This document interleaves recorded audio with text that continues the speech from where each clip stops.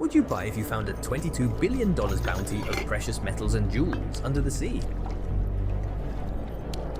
The San Jose Spanish galleon, which was believed to be lost forever, was discovered off the coast of Colombia in 2015 thanks to a high-tech robotic sub.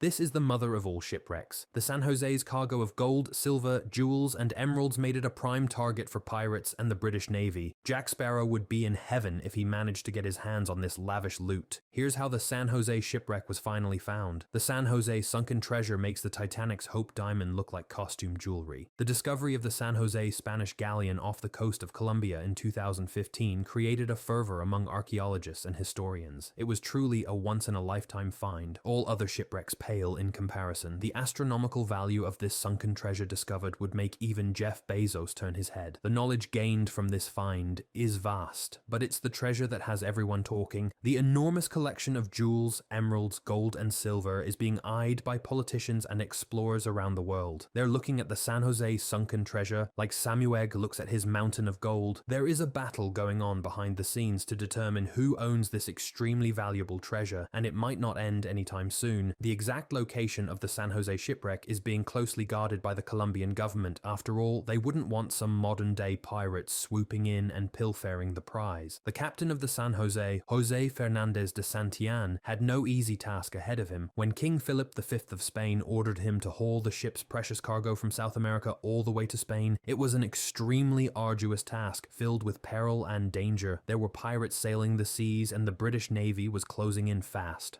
Pirates managed to sink more than 1,000 Spanish ships off the coast of Colombia during Spain's 300-year rule, but it was the British Navy that caused the San Jose galleon to sink to its watery grave. King Philip V put a rush order on the loot, and he planned to use the gold, silver, and precious stones to fund the War of the Spanish Succession. The San Jose set sail from Portobello, Panama in May of 1708, but the journey did not go as planned. The ship was only supposed to make a quick stop in Cartagena, Colombia before heading to Spain, but then things took a turn for the worse. The British were coming, and the San Jose was in deep, deep trouble. To say things ended badly for the San Jose would be an understatement. Descension suspected that the British might be near Cartagena and waiting to stage an ambush, but he pushed forward anyway. If there was an award for most incompetent, Captain de Santillan would probably win the award. It was a huge miscalculation, and the British made short work of the San Jose. The battle started late in the afternoon on June 8, 1708, and by the time nightfall came, the ship was already underwater. The British fired their cannons relentlessly. The San Jose burst into flames, and the explosion was heard miles away. Only 11 of the San Jose's 600 crew members survived the attack, and 11 million gold and silver coins sank to the ocean floor. The San Jose only made it 25 kilometers off the coast of Cartagena and likely went down somewhere around Isla Barú. The San Jose sat beneath the sea off the coast of Colombia for over 300 years, and it's still there to this day. However, it's no longer a mystery. The shipwreck was officially discovered on November 27, 2015, thanks to a lot of research and some high-tech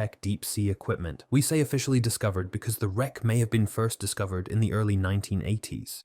More on that later. The discovery wouldn't have been possible without the Remus 6000 robotic submarine. The Autonomous Underwater Vehicle, or AUV, was operated by the Woods Hole Oceanographic Institution. Thanks to sonar and plenty of pictures, the AUV turned up some incredible results. Researchers knew they had something when the AUV snapped photos of bronze cannons adorned with dolphins, a surefire sign that what they discovered was indeed the San Jose shipwreck. The shipwreck is believed to be 1,000 feet below the surface, somewhere near the Rosario Islands. The tropical island archipelago and national park is about 40 kilometers from Cartagena, so if you plan to swoop in and try to steal the treasure for yourself, that's where you should start. The San Jose Shipwreck Discovery Mission was a joint operation between Woods Hole Oceanographic Institution, the Colombian Navy, and the Colombian Institute of Anthropology and History. The importance of this discovery cannot be understated, and scientists and historians will likely be studying the shipwreck for many more lifetimes. The true location of the San Jose shipwreck baffled researchers and scientists for years, and treasure hunters were desperately searching for the pricey sunken treasure for decades. Former Colombian President Juan Manuel Santos called it one of the biggest findings and identifications of underwater heritage in the history of humanity. If it wasn't for technology, the San Jose shipwreck might still be a mystery. The Remus 6000 autonomous autonomous underwater vehicle, was instrumental in identifying the San Jose shipwreck, and the exact location of the underwater Holy Grail would still be up for debate if not for the Remus 6000. Only a robot could have precisely identified the San Jose deep-sea divers simply couldn't have pulled off this mission because humans can't stay underwater for 22 hours. The 5 million AUV is truly a state-of-the-art piece of scientific equipment. The machine's titanium spine allows it to withstand deep-sea pressure, and its long-range sonar system allows it to easily scan the ocean floor. The San Jose isn't the only mystery that the Remus 6000 has solved. The USS Indianapolis was discovered in the Philippine Sea in 2017 thanks to the Remus 6000 AUV. The Remus 6000 weighs 1,900 pounds and stretches 12.6 from tip to stern.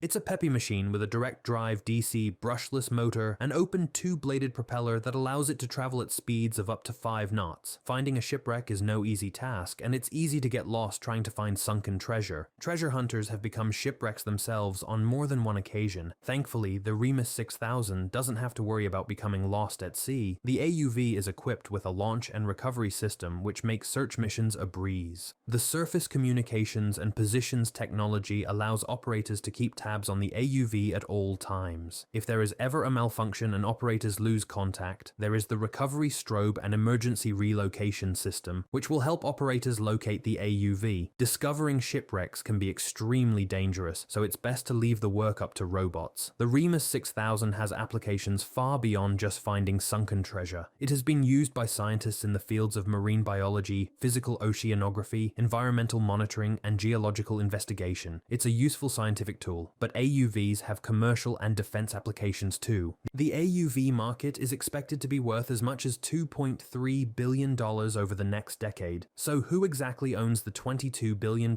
sunken treasure? Since it was discovered off the coast of Colombia, you would think that it belongs to the Colombian government. But it might not be that simple. Way back in the 1980s, Colombia's Dirección General Marítima authorized the Glocamora Company to search for the San Jose shipwreck off the coast of Cartagena. In 1981, the Glocamora Company claimed to have found the wreckage and cut a deal with salvage company Sea Search Armada to recover the sunken treasure. Glocamora Company agreed to give the Colombian government 35% of the recovered treasure. Mystery solved, right? Wrong. The Colombian government refused to sign a written contract and would not give permission to Sea Search Armada to begin the salvage operation. The Colombian government even claimed that the site of the wreckage was not accurate and later went on to pass a law giving Colombia all rights to treasure recovered off its coast. The new law would entitle Sea Search Armada to a 5% finder's fee for locating the wreckage. On top of that, the finder's fee would be taxed at a whopping 45%. That means that Sea Search Armada would get about $302.5 million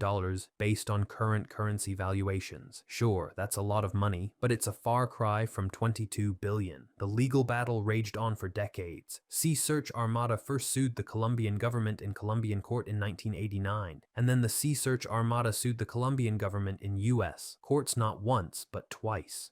In 2007, the Supreme Court of Colombia concluded that any treasure recovered would be split equally between the Colombian government and the explorers. If you thought that was the end of it, you would be wrong. To complicate matters even further, Spain has called for UNESCO to get involved and oversee the San Jose site. Colombia, Spain, USA. The question of who owns the rights to the $22 billion sunken treasure may never be solved. When the Colombian government announced that San Jose was discovered in 2015, there was no mention of the precious discovery in the late 1980s. We might never know if what Glocamora Company found in 1981 was actually the San Jose shipwreck. The San Jose shipwreck is no longer a mystery, but it might be quite some time until gold coins and beautiful jewels are salvaged. Only the fish will get to enjoy that lavish loot for now. In 2019, the Colombian government was on the verge of signing a deal with a private company to salvage the shipwreck. But the deal fell through. There is still a lot of red tape to cut through, and whoever actually salvages the wreck may be entitled to as much as 45% of the $22 billion